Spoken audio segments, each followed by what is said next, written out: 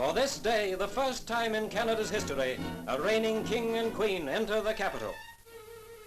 And so, royal banners fluttered over Ottawa, banners with the emblems of Great Britain, whose peoples mingle in the new nation that today loyally welcomes its monarchs to the only royal capital in America. The link that binds the empire is the crown itself, but deeper than that lies the common foundation of custom and kinship. Yet more intimate than any of these things is the deep personal interest of the people in their majesties themselves. For already they have heard their voices on the air, they have seen them often on the screen, and now they are about to meet them face to face.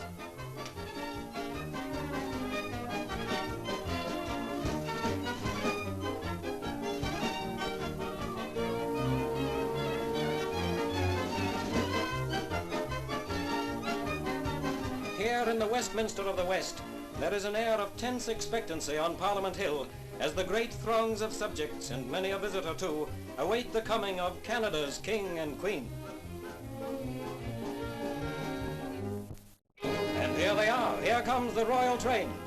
Perhaps a contrast to the traditional pageantry of Britain, but yet in its way appropriate to a young and vigorous nation. Not less in splendor, streamlined and specially designed to be a comfortable home for the long Trans-Canada tour.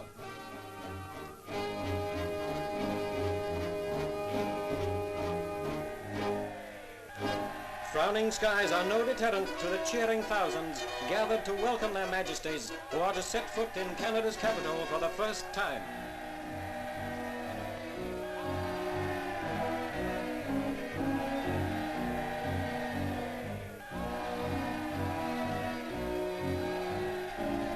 It is characteristic of the King and Queen that despite the weather, he and the Queen actually prefer to get wet rather than to have the carriage top put up, for that would not only shut them off from view, but also prevent their majesties from meeting those thousands who have come to welcome them all along the 8-mile route to Government House, where they will live for their 2.5 days in the capital.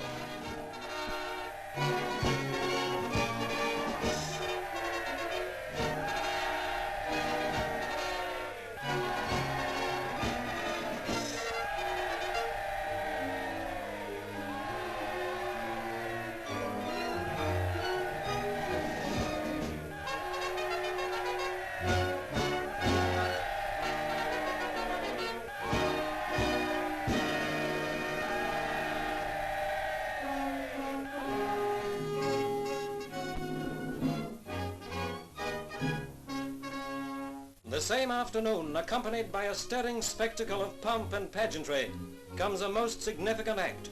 Not since 1854, even in Britain, has a British monarch presided at a royal assent ceremony. But now, preceded by the Governor-General's Footguards and a sovereign's escort of Dragoon guards, the King and his gracious Queen proceed in state to their Parliament of Canada. Today, His Majesty will perform his first official act as Canadian sovereign, for in the Red Chamber of the Senate, he, in person, will give his royal assent to several parliamentary bills. Among these is a trade agreement between Canada and the United States. A tremendous ovation greets the royal procession as it swings from Wellington Street to Parliament Hill.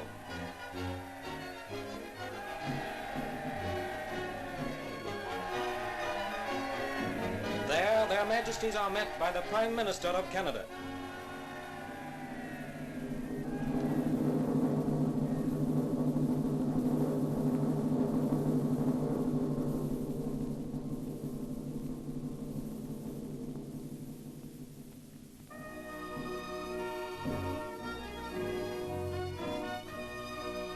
In spite of a threat of rain, the crowd wait patiently during the hour occupied by the ceremony in the Senate. At last, their majesties reappear. They and the waiting crowds are both aware that a new chapter in Canadian history has just been written on Parliament Hill.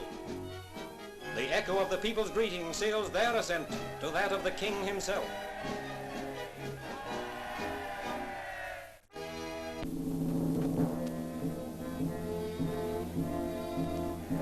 Now the royal car draws up before the canopied platform, emblazoned with the Queen's monogram. The new building, standing on the heights overlooking the Ottawa River, will house the Supreme Court of Canada.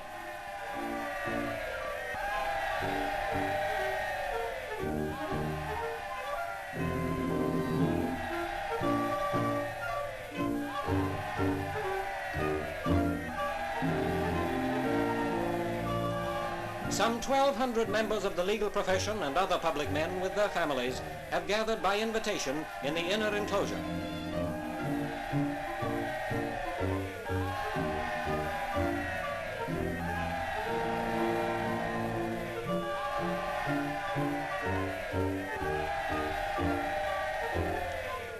Queen Elizabeth declares the cornerstone well and truly laid, and for the first time in Canada addresses her subjects.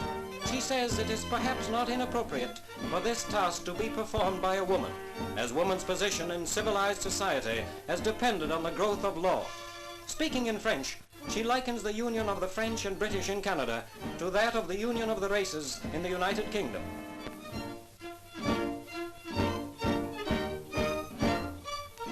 The Minister of Justice thanks her for laying the cornerstone.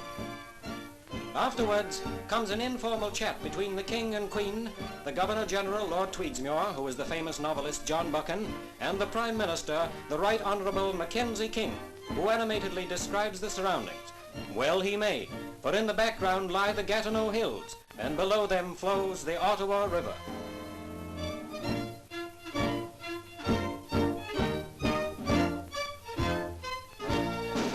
But the Queen, with her unaffected charm of manner, chats just as freely with the stonemasons, and soon puts them at their ease. One of them is a French Canadian, and is overjoyed when she talks to him in his own tongue.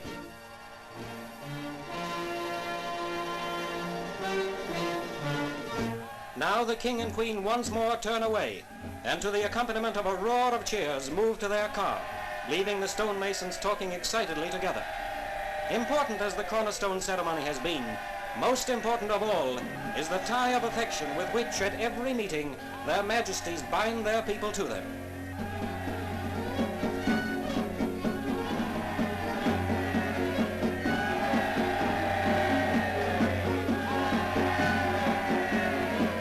At 12 noon in honor of the King's birthday, the royal salute booms out over Ottawa.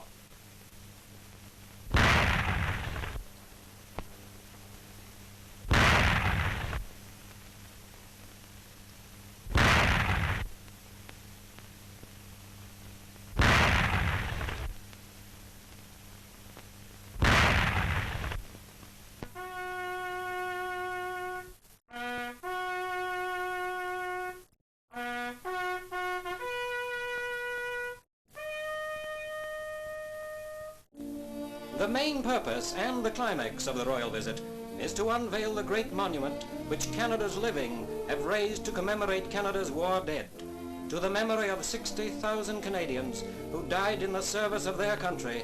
Their King now dedicates this austere yet beautiful memorial as a royal sign that for Canada there is no forgetting. And as he returns to the central square and stands beside the Queen, His Majesty turns to his people and speaks. As your King, to unveil today in your capital city the noble memorial to Canada's spirit and sacrifice in the Great War.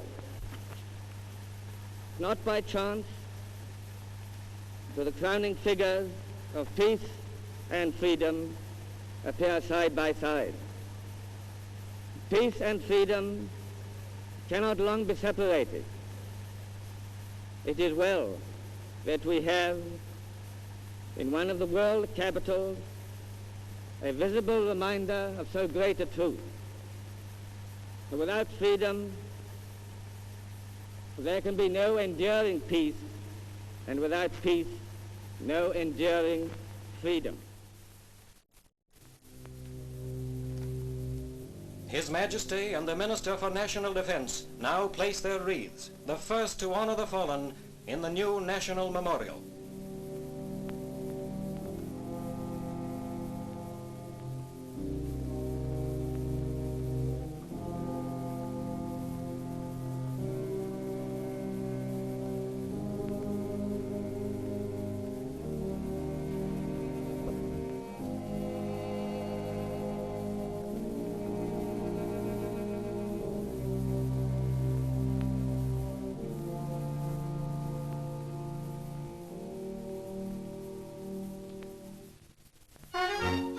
As the royal couple are about to leave, suddenly there occurs the most dramatic surprise of their whole visit. Unexpectedly, to the veterans' amazement and delight, the King and Queen are in their midst, chatting with them, shaking their hands, and mingling in man-to-man comradeship. Even as the procession forms, the King and Queen are swallowed up in the cheering mass of ex-servicemen. Farther and farther they penetrate into the crowd, and it is many minutes before a happy group of the veterans escort their Majesties safely to their car. Even then, the car can hardly move. The street is swamped with veterans. The love and loyalty of these ex-soldiers, unwilling to let their sovereigns go, is surely a happy augury for Canada and the Empire.